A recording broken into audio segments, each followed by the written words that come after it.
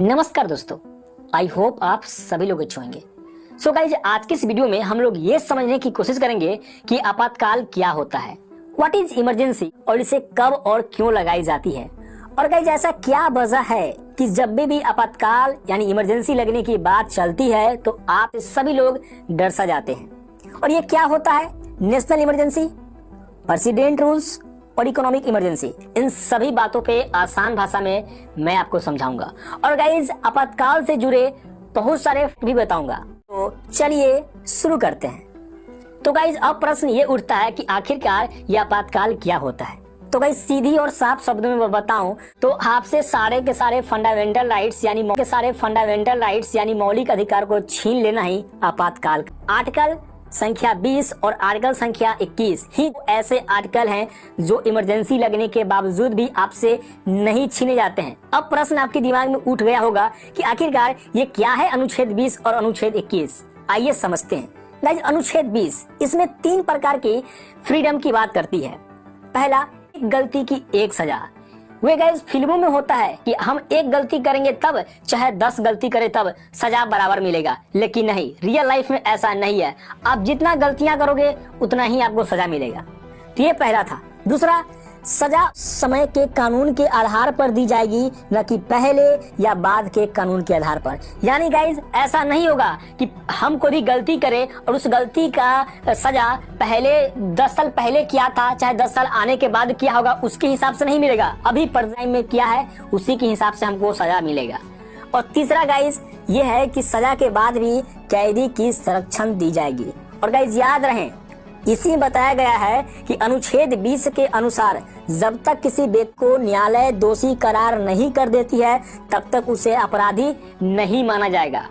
अब गाइस, बात यह है कि आर्टिकल संख्या 21 क्या है। तो भाई, अनुच्छेद 21 में इसमें प्राण एवं दैहिक स्वतंत्रता के बारे में बात की गई है। यानी गाइस कि आपका जान और प्राण कोई भी नहीं ले सकता, इवन खुद भी आप नहीं ले सकते हो। और गाइस, इसी में बताया गया है निजता का अधिकार। क्या है निजता का अधिकार? यानी गाइस, आपके गोपनीय जानकारी को कोई भी उजागर नहीं कर सकता है। तो ये तो थे यहाँ पे आर्टिकल 20 और 21। लेकिन गाइस, अब हम अपने टॉपिक पे आते हैं और थोड़ा और डिटेल में समझने की कोशिश करते हैं कि आखिरकार ये क्या होता है आपातकाल। तो गाइस, आपातकाल यानी विपत्ति या फिर संकट का काल है जिसका इस्तेमाल तब होता है जब देश पर किसी आंतरिक, बाहरी या आर्थिक रूप से किसी तरह के खतरे की आशंका होती है। आपातकाल वे अवधि है जिसमें सत्ता की पूरी कमान प्रधानमंत्री के हाथ में आ जाए और राष्ट्रपति को लगता है कि देश को आंतरिक, बाहरी या आर्थिक खतरा हो सकता है तो वह आपातकाल लागू कर देते हैं।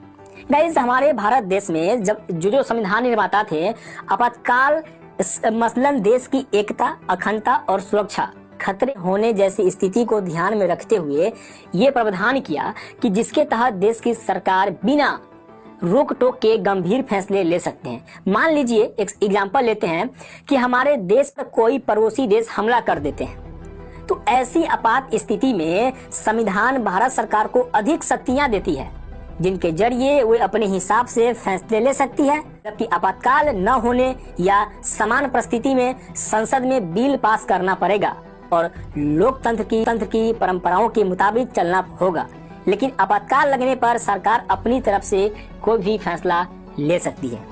अब गाइस, बात ये आती है कि आपातकाल कितने तरह के होते हैं। तो गाइस, आपातकाल 3 प्रकार के होते हैं। इस फोटो के जरिए समझने की कोशिश करिएगा। ये है गाइस अपना इमरजेंसी। और गाइस, इमरजेंसी का पहला है नेशनल इमरजेंसी। गाइस, इसे आप हिंदी अब करेंगे तो राष्ट्रीय आपातकाल। ये अनुच्छेद 352 में हमारा जिक्र किया गया है। नेशनल इमरजेंसी 2 प्रकार के होते हैं, एक इंटरनल, एक एक्सटर्नल, आंतरिक और बाह्य। अब गाइस, हम दूसरा बात करें तो दूसरा यहाँ पे है स्टेट इमरजेंसी, या फिर इसी को आप लोग बोलते हो प्रेसिडेंट रूल्स यानी राष्ट्रपति शासन। हमारे कॉन्स्टिट्यूशन में अनुच्छेद 356 यानी आर्टिकल 356 में यह प्रावधान किया गया है स्टेट इमरजेंसी का। अब गाइस, नेक्स्ट एंड लास्ट आता है फाइनेंशियल इमरजेंसी। यानी गाइस, फाइनेंशियल इमरजेंसी वे होते हैं, यानी आप समझ लीजिए एक प्रकार से आर्थिक आपातकाल जब हमारे देश में आते हैं तब लगाए जाते हैं। ये हमारे कॉन्स्टिट्यूशन में अनुच्छेद संख्या 360 में जिक्र किया है। अब गाइस, बारी बारी से समझने की कोशिश करते हैं कि आखिर क्या होता है national emergency, state emergency and financial emergency. Guys बात करें राष्ट्रीय आपातकाल, नेशनल इमरजेंसी, तो गाइज थोड़ा सा समझिएगा। और गाइज ये भी बताऊंगा वीडियो के एंड में कि अब तक कितने बार इमरजेंसी लग चुकी है और कब कब लगी है। तो गाइज अब क्या है राष्ट्रीय आपातकाल, आइए समझते हैं। पहले गाइज थोड़ा सा बता दूं कि 25 जून 1975 की रात को लगा आपातकाल इसी अनुच्छेद यानी 352 के तहत लगाया गया था। यानी देश में राष्ट्रीय आपातकाल या फिर नेशनल इमरजेंसी का ऐलान देश की सुरक्षा को ध्यान रखते हुए किया जाता है। जैसे युद्ध या फिर बाहरी आक्रमण की स्थिति में देश में आपातकाल केंद्रीय कैबिनेट की सिफारिश पर राष्ट्रपति द्वारा लागू किया जाता है। अनुच्छेद 352 के तहत आपातकाल के दौरान सरकार को असीमित अधिकार मिलते हैं, लेकिन देश के नागरिकों के वे सारे के सारे मौलिक अधिकार को छीन लिए जाते हैं जिन्हें संविधान देती है। मैंने गाइस पहली बात किया था, लेकिन आर्टिकल 20 और 21 आपसे नहीं छीने जाते हैं, राइट। अब गाइस ये तो हो गया अपना national emergency. It means guys जब युद्ध की संभावना दिखे, चाहे बाहरी कोई राज्य चाहे बाहरी कोई देश आक्रमण करे, तब हम लोग नेशनल इमरजेंसी लगाते हैं। अब गाइस हम लोग बात करेंगे राष्ट्रपति शासन यानी प्रेसिडेंट रूल्स यानी अनुच्छेद 356। बात एक ही है, अब कुछ भी बोलिए। गाइस राष्ट्रपति शासन के बारे में आपने कई बार सुना होगा और अब तक देश के कई राज्य राष्ट्रपति शासन के गवाह भी बन चुके हैं।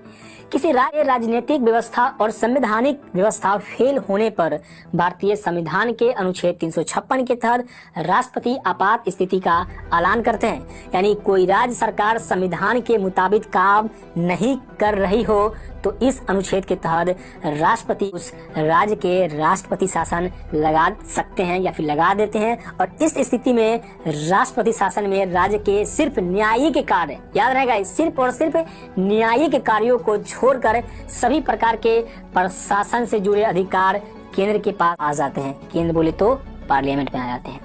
और किसी राज्य का नियंत्रण एक निर्वाचित मुख्यमंत्री की बजाय देश के राष्ट्रपति के अधीन आने के कारण इसे राष्ट्रपति शासन कहते हैं। और अब गाइस बात करते हैं तीसरा एंड लास्ट, आर्थिक आपातकाल, इकोनॉमिक इमरजेंसी। आज तक गाइस कभी भी इकोनॉमिक इमरजेंसी हमारे देश पे नहीं लगा है और आई होप कि कभी लगे भी ना। क्यों, समझिए। देश के संविधान में आर्थिक आपातकाल का भी जिक्र है। अनुच्छेद 360 के तहत राष्ट्रपति आर्थिक आपातकाल की घोषणा देश पर मंडरा रहे आर्थिक संकट के दौरान कर सकते हैं।